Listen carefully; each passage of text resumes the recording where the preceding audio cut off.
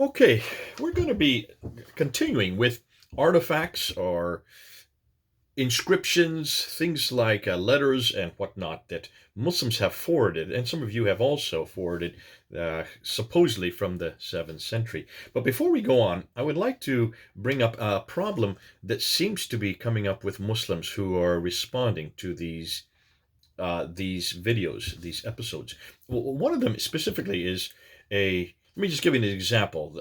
A fellow who is, I think, a disciple of Nizamuddin Markaz out of India, who comes up constantly trying to foist back onto the discussion reference after reference that he considers are historical, while refusing to use historians who are from that period, people like Dr. Robert Hoyland, who is considered to be the world authority on what is happening or what was being written, what was being inscribed in the 7th century. And this particular Muslim, who doesn't give his name, he just says that he belongs to this forum, mentions a encyclopedia, Jewish encyclopedia, 1906, an article by Joseph Jacobs and Mary W. Montgomery as a proof that there were Jews living in Medina and proof that there were Jews living in what was then, of course, Yathrib, before that, and Khaybar, just to the north. And because of the fact that the Jews accepted it, therefore, who am I to quibble? If they're Jews, they accepted it, who am I to quibble with this? I responded and I said, listen, take a look and see what they're writing. What Jacobs and Montgomery are writing are straight out of Ibn Hisham and straight out of the traditions from the 9th and 10th century. These are well known, and these are certainly, even in 1906, that would be all that they had, because in 1906 they really hadn't really done any historical studies. The historical studies on the emergence of Islam have only been really out since the 1970s, when you had Wansborough at the School of Oriental and African Studies even opened this whole up. He was the first one to open up this whole study against.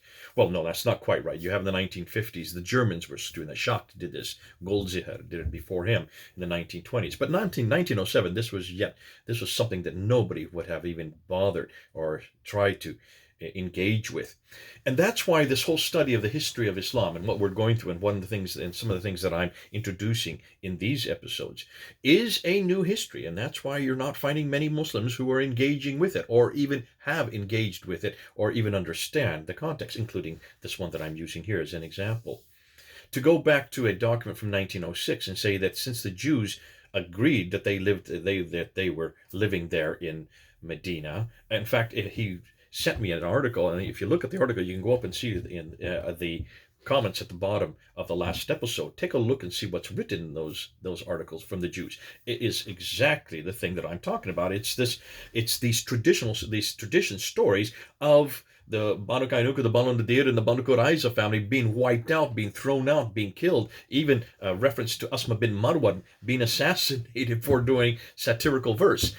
These are the very stories that the Muslims should not be foisting, should not be supporting, and should not be trying to suggest are historically accurate. When you stop and think of it, there's a internal contradiction with their logic.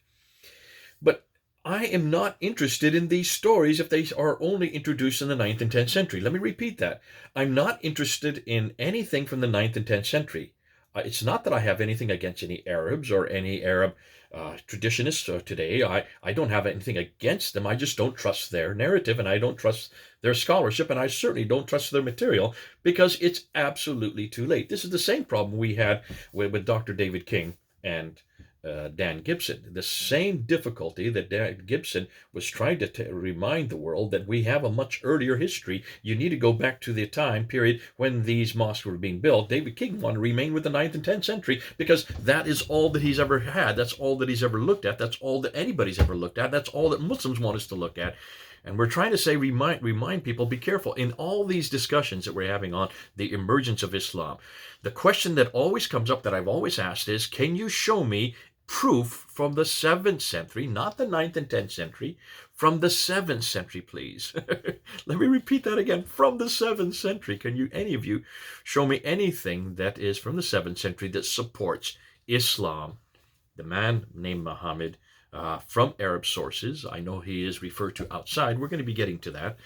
Or this city called Mecca, where he lived, or these people called Muslims, which he belonged to, or this religion called Islam, which was his supposed religion, or the book called the Qur'an, which is the one that he received. Please, we're still looking for this, and we still want and trying to get any type of material from the 7th century. Let's keep it to the 7th century, not 9th, 10th, 11th, 12th, 15th, 16th century. Please, let's keep it to the 7th century. Okay, I hope that's good for now. I needed to get this in there because we're getting so many, there's so much confusion on this issue. And it seems over and over again that Muslims just can't get out of their head that they've got to renege or try to step aside or step back from the narrative they've always been told and try to start looking at Islam historically, not the Islam of faith, but the Islam of history. We've had to do it as Christians. It's now your turn to do it as Muslim. God bless you.